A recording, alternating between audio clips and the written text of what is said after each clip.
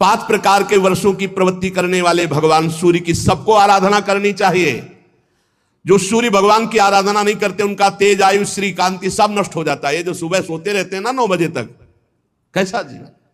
अरे भुवन भास्कर भगवान आ रहे हैं, कम से कम उठ जाओ सैया से, इतना ही आदर करो, इतना ही आदर कर लो। उत्तम बात तो है कि नहा धोकर के अर्घ दो, थोड़ी देर नाम जप करो। मनुष्य जीवन मिला क्या, मरना है, मरना है। या आनंद के लिए आए हो, आनंद श्री जी के नाम रूप लीला धाम में, सोने में नहीं। सूर्य उदय सैया पर हो जाना बड़ा मंगलकारी है। इसलिए जिन जिन के कानों में शब्द पड़ रहे हो, अगर आप रात्रि जागरण करने की सेवा करते हैं, ड्यूटी देते हैं, तो आप सूर्य उदय के समय उठ जाइए और उनको प्रणाम करके फिर सो जाइए।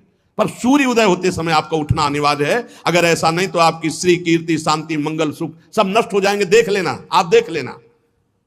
ये जो तुम सोते हो ना, सूर्य उदय होता है ना, तुम्हारी बुद्धि को भ्रष्ट करता है। पक्का समझ लीजिए, पक्का। ये महापुरुषों के द्वारा स्थापित किया हुआ मार्ग। सूर्य उदय होते ही आप स्नान करके उनको अर्घ दीजिए, और जब नाम जप मंत्र जप करोगे तो बुद्धि को सत्य की तरफ ले जाते हैं। गायत्री का जो आखिरी अर्थ है उसका यही कि मेरी बुद्धि को सत्य की तरफ प्रेरित कीजिए, सत्य की तरफ प्रेरित कीजिए।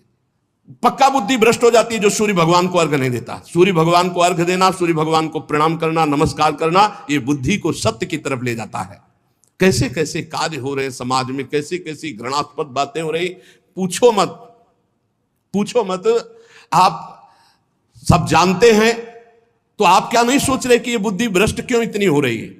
ये बुद्धि भ्रष्ट, श्री, कीर्ति, वैभव सब नष्ट हो जाएगा। इसलिए मान लो हमारी प्रार्थना, आप रात की ड्यूटी करते हो तो घर वालों को बता दो कि सूर्योदय होने के पहले में जगा देना। जग जाओ, 5 मिनट हाथ जोड़कर नाम जप करो, प्रणाम करो। भगवान हमको ऐसी ड्यूटी लगाए हो कि अब हम भजन नहीं कर सकते, अब हम सोएंगे। फिर सो जाओ, बच जाओगे। नहीं ऐसे ऐसे अपराध बनेंगे कि बुद्धि काम ही नहीं करेगी। ये जो पुरुष सूर्य भगवान का अपमान करते हैं, उनकी आयु का नाश करते हुए आकाश में विचरण करते हैं। सूर्य की तरफ थूकना, लघु शंका करना, यह सब पशुवत आचरण। अब ज्ञान ही नहीं रह गया, न शास्त्र सुनना है और न शास्त्र पढ़ना है। अब तो जो कुछ है वो मोबाइल है। अरे धर्म से चलो, भगवान का नाम जप करो, नमक रोटी खाओ, चैन से जियो। जीना नहीं आ रहा, जीना नहीं आ रहा। बेविचार प्रवृत्ति बढ़ती चली जा रही, धन लोलुपता बढ़ती चली जा रही, हिंसा बढ़ती चली जा रही। क्यों? वासना में इतना भूत चढ़ गया है, कुछ ज्ञान नहीं। सुबह उठकर धरती माता को प्रणाम करना, बड़े बुजुर्गों के चरणों में माथा रखना, भगवान का नाम जप करते हुए अपने दिनचर्या में लगना, सूर्य आदि की उपासना करना, भगवान के जो पावन ग्रंथ गीता भागवत के 2-4 श्लोक गायन कर लेना, भोग लगा के पान, पवित्र भोजन, पवित्र विचार, पवित्र दिनचर्या। गरीबी जरूर लेकिन धर्मयुक्त, बहुत होश में, बुद्धि शुद्ध, भोजन सात्विक, आचरण पवित्र। आपको आनंद की आप ईश्वर अंश जीव अविनाशी चेतन अमल सहज सुख राशि। सहज सुख राशि कहां पहुंच गया, दुख राशि में घूम रहा है। अरे अब तो दिनचर्या नहीं है, क्या इसमें आयु बढ़ेगी। ज्यादा सोने वाला तेज विहीन हो जाता है, स्फूर्ति विहीन, उत्साह विहीन, बहुत हानि ही हानि है। आप अगर सो रहे तो आपकी बुद्धि पतित हो जाएगी, आपकी बुद्धि भ्रष्ट हो जाएगी। बुद्धि को शुद्ध रखना है तो नींद कम दो। 3 चीजों का अभ्यास कर लो तो बहुत बढ़िया हो जाएगा। कम खाना, कम बोलना, कम सोना। बचो, कम बोलो, कम खाओ और कम सो। फिर देखो आपका जीवन कैसा उत्तम। और 3 ही जगह फंस जाते हैं, जहां अधिक बोलना तो अपराध वाणी का बन गया, अधिक भोजन तो प्रमाद बन गया, और अधिक सोना तो पूछो मत, ये तो जीवन ही बर्बाद करना है। ये भाई तुम्हें सच्ची कहते हैं, शरीर को आप जैसे ढाल लो वैसे ढल जाएगा।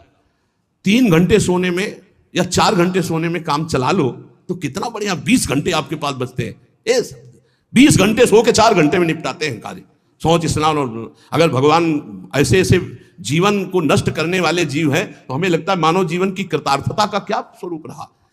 जो लोग भगवान सूर्य को अर्घ नहीं देते, नमस्कार नहीं करते, आदर नहीं करते, स्वाभाविक है उनकी आयु नष्ट हो जाती। जैसे वर्णन किया गया है कि अपने बड़े बुजुर्ग गुरुजन आ रहे हैं और आप उठकर नहीं खड़े हुए तो आपकी प्राण शक्ति कमजोर हो जाएगी। ये उनके सम्मान के लिए खड़े होना नहीं, अपनी सुरक्षा के लिए खड़े होना है। अपने गुरु, अपने माता पिता बड़े, तो उठ के खड़े हो जाओ, नहीं प्राण शक्ति आपकी कमजोर हो जाएगी। भगवान के लिए ही सिर्फ तुम्हारा मानव जीवन है, इसमें आराधना करके आप दिव्य योग शक्ति संपन्न हो जाइए।